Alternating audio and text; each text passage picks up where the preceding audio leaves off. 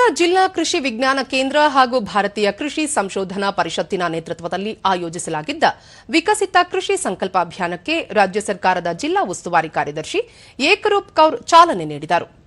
ಪರಿಸರ ಸ್ನೇಹಿ ನ್ಯಾನೋ ಗೊಬ್ಬರ ಬಳಕೆ, ಡ್ರೋನ್ ಮೂಲಕ ಔಷಧಿ ಸಿಂಪಡಣೆ ಪ್ರಾತ್ಯಕ್ಷಿಕೆಯನ್ನು ನೀಡಲಾಯಿತು. ಬಳಿಕ ಕೇಂದ್ರ ಸರ್ಕಾರದ ವಿವಿಧ ಕೃಷಿ ಯೋಜನೆಗಳು, ಮುಂಗಾರು ಹಂಗಾಮಿನಲ್ಲಿ ರೈತರು ಕೈಗೊಳ್ಳಬೇಕಾದ ಕ್ರಮಗಳ ಕುರಿತು ಮಾಹಿತಿ ಒದಗಿಸಲಾಯಿತು.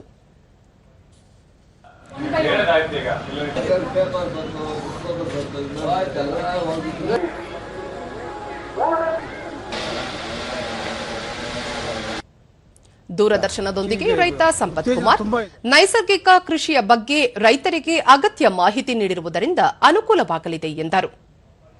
ಎಷ್ಟೋ ಜನ ರೈತರಿಗೆ ಗೊತ್ತಿಲ್ಲ ಏನೇನು ಸ್ಕೀಮ್ಗಳು ಬರ್ತಾ ಇದೆ ಅಂತ.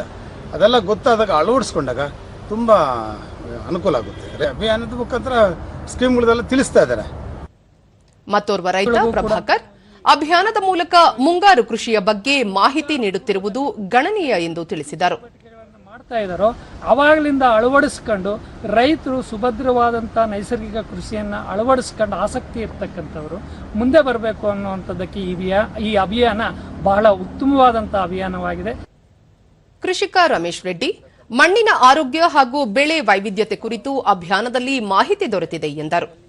ನಾವು ಮುಂಗಾರು ಮಳೆಯಲ್ಲಿ ಏನೇನು ಬಿತ್ತನೆ ಮಾಡಬೇಕಂದ್ರೆ ಅದರಲ್ಲಿ ಏನೇನು ಅಂಶಗಳಿರಬೇಕು, NPK ಆಗಿರ್ಬೋದು, ಮೈಕ್ರೋ ನ್ಯೂಟ್ರಿಷನ್ ಇರಬೇಕು, ಮತ್ತು ನಾವು ಅದಕ್ಕೆ ಇದು ಎರೆಹುಳ ಗೊಬ್ಬರ ಕೊಡ್ತಕ್ಕಂಥದ್ದು, ಇದೆಲ್ಲ ಮಾಹಿತಿ ಕೊಟ್ಟಿದ್ದಾರೆ. ಇಫ್ಕೋ ಸಂಸ್ಥೆಯ ಅಧಿಕಾರಿ ಚೇತನ್ ಕುಮಾರ್, DAP ಹಾಗೂ ಯೂರಿಯಾ ಬಳಕೆಯಿಂದ ಉತ್ತಮ ಇಳುವರಿ ನಿರೀಕ್ಷಿಸಬಹುದಾಗಿದೆ ಎಂದರು. ಬಳಕೆ ಮಾಡಿಕೊಂಡು ನೀವು ಬೆಳೆಗಳಿಗೆ ನಿಮ್ಮ ರಸಗೊಬ್ಬರಕ್ಕೆ ಪರ್ಯಾಯವಾಗಿ ನಾವು ದಾರಿ ಹುಡುಕಬಹುದು.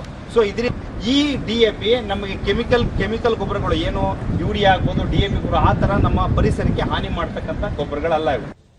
ಕೃಷಿ ವಿಜ್ಞಾನ ಕೇಂದ್ರದ ವಿಜ್ಞಾನಿ ಡಾಕ್ಟರ್ ಶಿವಾನಂದ ಹೊನಗಲ್, ದೇಶದ 700 ಜಿಲ್ಲೆಗಳಲ್ಲಿ ಸುಮಾರು 1.5 ಕೋಟಿ ರೈತರನ್ನು ಅಭಿಯಾನದ ಮೂಲಕ ಸಂಪರ್ಕಿಸಲಾಗುತ್ತಿದೆ ಎಂದು ಹೇಳಿದರು.